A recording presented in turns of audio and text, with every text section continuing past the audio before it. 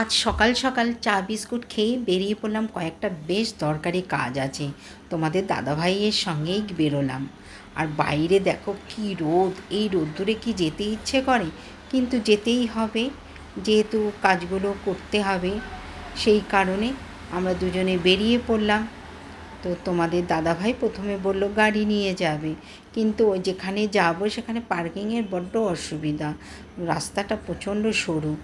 সেই কারণে গাড়ি আর তোমাদের দাদাভাই বার করলো না, বলল যে বাইক নিয়ে গেলে বেশি সুবিধা হবে, তাড়াতাড়ি চলে যাওয়া যাবে। কারণ গাড়িতে সিগনালে পড়লে অনেকক্ষণ দাঁড়িয়ে থাকতে হয়, কিন্তু বাইকে বেশ ভেতর দিয়ে চলে যাওয়া যায়। তাই তোমাদের দাদাভাই বাইকটা বার করলো। এইবার আমরা চলো বেরিয়ে পড়লাম। এখন আছি বাইপাস। চলো তোমাদের বাইপাসটাও একটু দেখিয়ে দিই। বাইপাসটা দিয়ে যেতে আমার ভীষণ ভালো লাগে, জানো তো।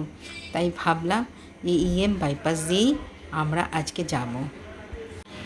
বাইপাসটা প্রচণ্ড চওড়া, 4টে রাস্তা, তো সেই কারণে আরও সুবিধা হয়। মেন রোডে প্রচণ্ড সবসময়ই জ্যামজট থাকে, তবে সেরকম অসুবিধা হয় না। আর দেখো ওপর দিয়ে মেট্রো রেল গেছে, সেই কারণে নিচ দিয়ে সমস্ত গাড়িগুলো যায়। মাঝে মাঝে মেট্রো যায়, কিন্তু মেট্রোটা এখনও পুরোপুরি চালু হয়নি, তো রুবি পর্যন্ত আসে। আমার বাঁ দিকে একটা সুন্দর বিল্ডিং পড়বে, এটা হচ্ছে অ্যাটমসফিয়ার বিল্ডিং, এত সুন্দর দেখতে। তো ওপরে দেখো সুইমিং পুলের রয়েছে, আর সুইমিং পুলের পাশ দিয়ে বেশ বড় বড় গাছ লাগানো আছে, দেখতে আমার ভীষণ ভালো লাগে। ভাবলাম তোমাদেরকেও একটু দেখাই। এইবার দেখো সামনেই আমার বাঁদিকেই পড়বে হয়তো সায়েন্স সিটি, সেটাও তোমাদেরকে দেখাবো। ওই কারণেই আমার বাইপাস দিয়ে যেতে ভীষণ ভালো লাগে। দেখো সামনে তোমার সায়েন্স সিটিটা বেরিয়ে গেল। এটা হচ্ছে মা ব্রিজের নিচ দিয়ে আমরা যাচ্ছি। আমার বাঁদিকে পড়ছে আইটিসি রয়্যাল বেঙ্গল হোটেল, অপূর্ব সুন্দর দেখতে। আর দুপাশটা এত সুন্দর সুন্দর বিল্ডিং, সব কটার নাম হয়তো আমি জানি না, যে কটা জানি সে কটাই তোমাদেরকে দেখালাম। চলো এবার সামনের দিকে এগিয়ে যাচ্ছি। এবার সিগনালে আমরা দাঁড়িয়ে পড়লাম। যেহেতু রোববার, বাইপাসটা মোটামুটি ফাঁকাই আছে, সবই বাইক আর সামান্য গাড়ি, ভালোই লাগছে।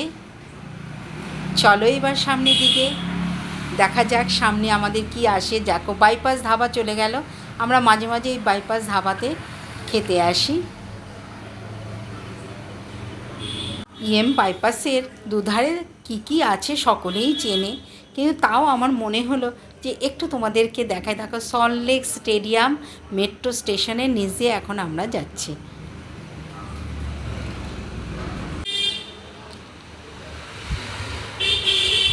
বাইপাস দিয়ে আমার যেতে ভীষণই পছন্দ, মানে ভালো লাগে আর কি। আর এইটা হচ্ছে দেখো ব্রিজ, তো এটা হচ্ছে উল্টোডাঙা ব্রিজ। চললাম আবার সামনের দিকে এগিয়ে, দেখো কি মজা লাগছে আমার। আর এই রোদ্দুর, তার মধ্যেও বেশ হাওয়া আসছে, যেহেতু তোমাদের দাদাভাই বাইকটা জোরে চালিয়েছে, কারণ আমাদের একটু তাড়াতাড়ি যেতে হবে। সামনেই একটা সুন্দর জিনিস দেখতে পাবে, লেক টাউন ক্লক টাওয়ার। চললাম আবার সামনের দিকে।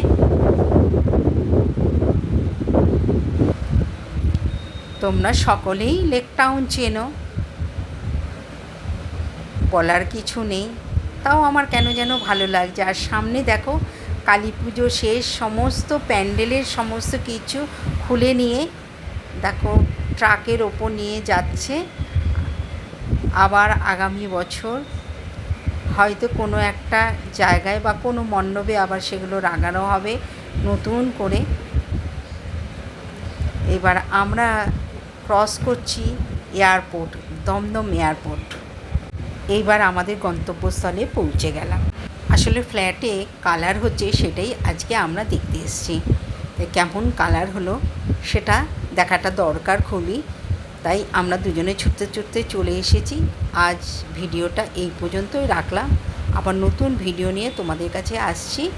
তো তোমাদের ভিডিওটা কেমন লাগলো আমাকে কমেন্ট করে জানিও, আশা করি তোমাদের ভালোই লাগবে।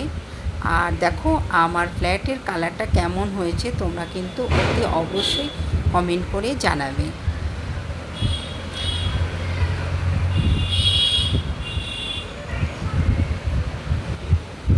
ফ্ল্যাটের দেওয়ালগুলোর কালার হয়ে গেছে, জানলা দরজা কিন্তু এখনও কালার হয়নি, সেগুলো আবার কবে হবে জানি না, দেখা যাক কবে কাজ শেষ হয়। যাই হোক, মিস্ত্রিরা মন দিয়েই কাজ করছে। জানলার দরজার রং কিনে দিতে বললো, জানলা দরজার রংটা কিনে দেব। যাই হোক, আজকে আসছি, টাটা।